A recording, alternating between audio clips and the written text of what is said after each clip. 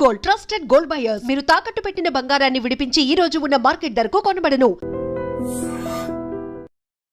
Welcome to I dream. నేను మీ సురేఖ.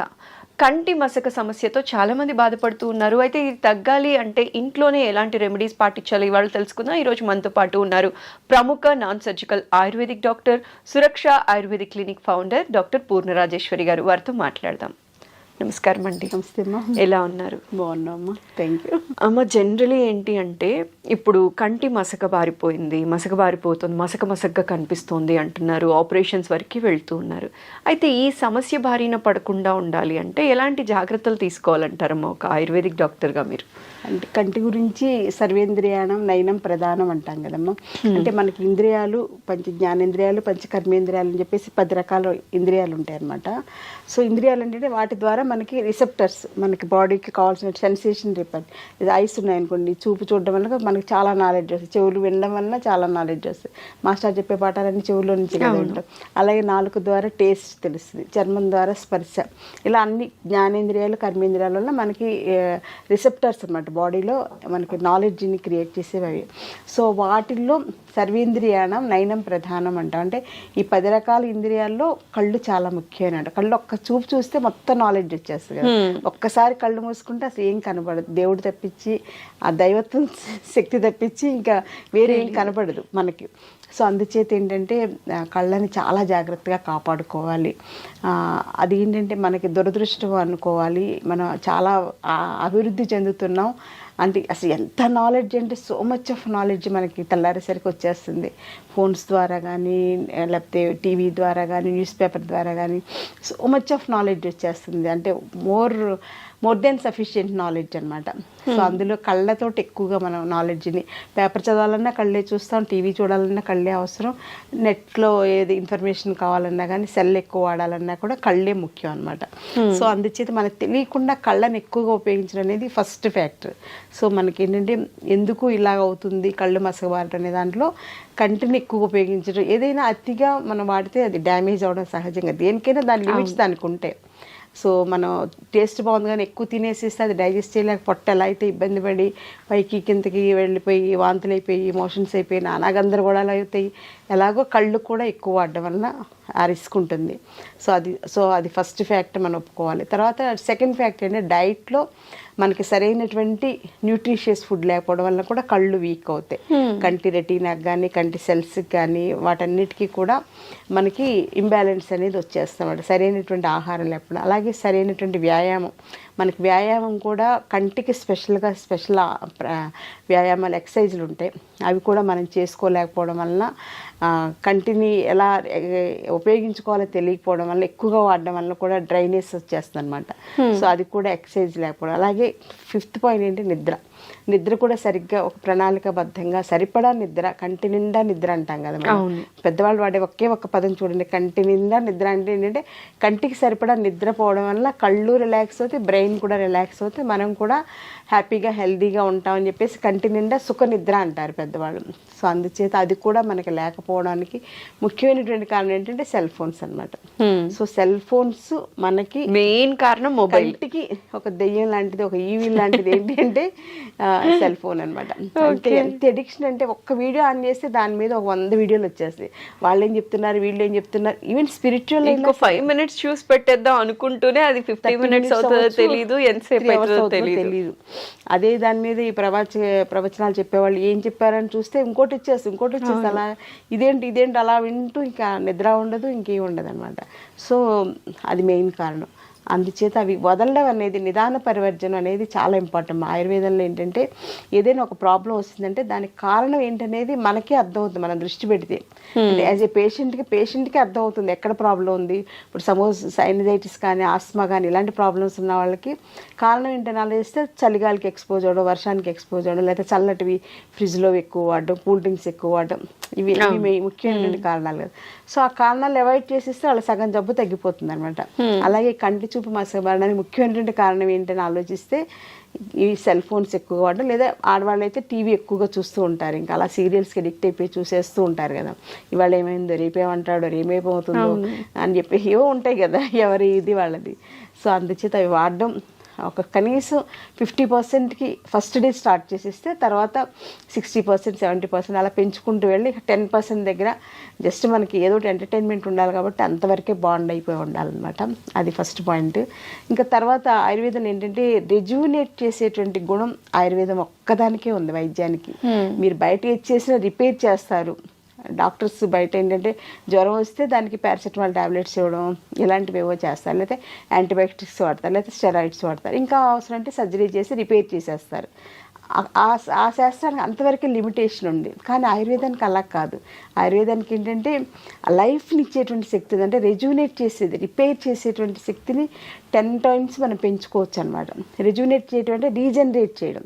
కంటి సెల్స్ ఇప్పుడు మనకి ఇవి రెటీనా సంబంధించిన సెల్స్ అని చెప్పేసి, లేకపోతే లెన్స్లో డ్యామేజ్లని, ఇవన్నీ కూడా మళ్ళీ మన సెల్స్ని రెజ్యూనేట్ చేసే శక్తి ఆయుర్వేదంలో ఉండేటువంటి మెడిసిన్స్ కానీ ఆయుర్వేద పంచకర్మ ట్రీట్మెంట్స్ కానీ ఆ శక్తి ఉంది. కాబట్టి మా దగ్గర ఇప్పుడు మయోపియా, కంటి చూపు మసబారంతో వస్తుంటారు కదా, లాంగ్ సైట్, షార్ట్ సైట్ అని, వాటిని కూడా మేము ఆయుర్వేదిక్ పంచకర్మ ట్రీట్మెంట్స్ తోటి అక్షి తర్పణం అని, ఆస్ట్యోతనం అని, నస్యకర్మ, ఇలా రకరకాల ప్యాకేజెస్ ఉంటాయి.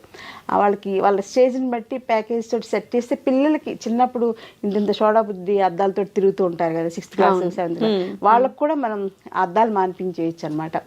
కండిషన్స్ అప్లై ఏంటంటే వాళ్ళు సెల్ ఫోన్స్ వాడకూడదు. పుస్తకాలు చదువుకోవచ్చు, స్కూల్లో బుక్స్ చదువుకోవచ్చు, కానీ సెల్ ఫోన్స్ వాడడం, టీవీ 100%. అప్పట్లో పాత రోజులంటే టీవీ చూడొద్దని చెప్పేవాళ్ళు.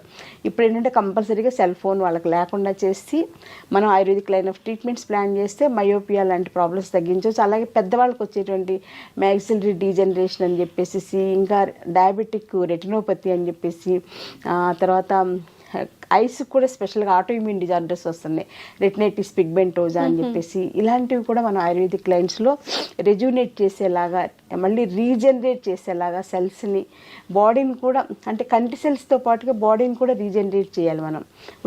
కంటిలో ఒకటే బాగు చేస్తే సరిపోదన్నమాట. కొన్ని కేసులకి శరీరంలో ఉండేటువంటి మిగిలినటువంటి సిస్టమ్స్ డీజనరేషన్ కూడా రీజనరేషన్ చేసేలాగా ఆయుర్వేదిక్ లైన్స్ బ్రహ్మాండంగా చేసుకోవచ్చు. సో అంటే ఆయుర్వేదం అనేది ఏదో చిట్కా వైద్యమో లేకపోతే ఏదో చిన్న మందులు వాడేస్తే సరిపోతుంది అనేది ప్రివెంటివ్ కేర్లోకి వస్తుంది.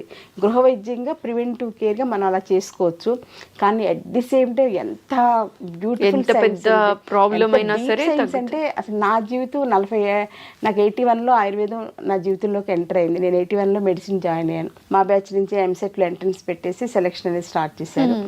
ఆ రోజు నుంచి ఇప్పుడు 2024 అంటే మోర్ దెన్ నియర్లీ 45 years అయిపోయింది. ఇంకా నాకు ఆయుర్వేదం నేర్చుకోవాలి, ఇంకా దాని మీద రీసెర్చ్ చేయాలి, ఇంకా పేషెంట్స్కి ఏదో చేసేసేయాలి, ఆయుర్వేదం వల్ల మంచి రిజల్ట్ ఇవ్వాలి, బెస్ట్ రిజల్ట్ ఇవ్వాలి, అన్నీ తగ్గించేసేయాలి, అంటే అనారోగ్య సమస్యలతో ఎక్కువ మంది బాధపడకూడదు చేసేయాలంటే including cancer. So autoimmune disorders కానీ ఇంక్లూడింగ్ క్యాన్సర్ అనేవి భయంకరమైనటువంటి వ్యాధులు, డయాబెటీస్ కన్నా చాలా పెద్ద ప్రాబ్లమ్స్ అన్నమాట. ఇప్పుడు వాటికి కూడా నేను ఆయుర్వేదిక్ లైన్స్లో బ్రహ్మాండంగా చేస్తాను. అలాగే సెరిబ్రల్ పాలసీ పిల్లలు, నడవలేని పిల్లలు, మాటలు రాని పిల్లలకు కూడా మంచి ట్రీట్మెంట్స్ తోటి 3 to 6 monthsలో నార్మల్ చైల్డ్ అవుతున్నారు.